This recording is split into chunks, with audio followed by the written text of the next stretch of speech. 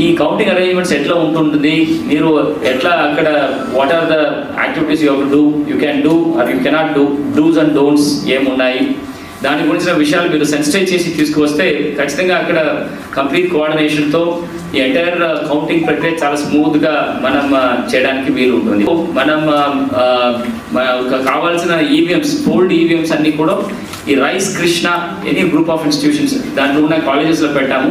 ఈ కాలేజీలో 3 different buildings ఉంటుంది. కొంత political parties as well as agents already ఆ లొకేషన్స్ చూసి ఉన్నారు.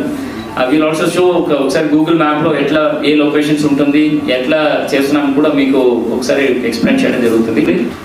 కౌంటింగ్ అయిపోయిన తర్వాత ఏ విక్టరీ పొసెషన్ చేస్తారు అంటే విజయోత్సవ యాత్రలు కానీ అలాంటి దయచేసి సొంతగానే చేయకండి. ఎందుకంటే కౌంటింగ్ తర్వాత కూడా మోడల్ కోడ్ ఆఫ్ కండక్ట్ ఇంకా ఉంటుంది. Election commission of India declare చేసే వరకు మోడల్ కోడ్ ఆఫ్ కండక్ట్ అలాగే ఉంటుంది. సో ఇప్పుడు కూడా యాజ్ పర్ రూల్ ఎవరైనా క్యాండిడేట్కి ఏదైనా ర్యాలీ కానీ ఏదైనా సభలు కానీ తీసుకోవాలంటే మీ ఆర్ఓ గారి పర్మిషన్ తీసుకోవాల్సి వస్తుంది. సో కౌంటింగ్ అయిపోయిన తర్వాత కూడా, డిక్లరేషన్ అయిపోయిన తర్వాత కూడా ఇమీడియట్గా అందరినీ గ్యాదర్ చేసి తీసుకెళ్తే ఏదైనా లా అండ్ ఆర్డర్ గొడవలు వచ్చే అవకాశాలు ఉంటాయి. సో దయచేసి మీరు ఆర్ఓ గారి పర్మిషన్ తీసుకోండి, పోలీస్ వాళ్ళతో డిస్కస్ చేయండి.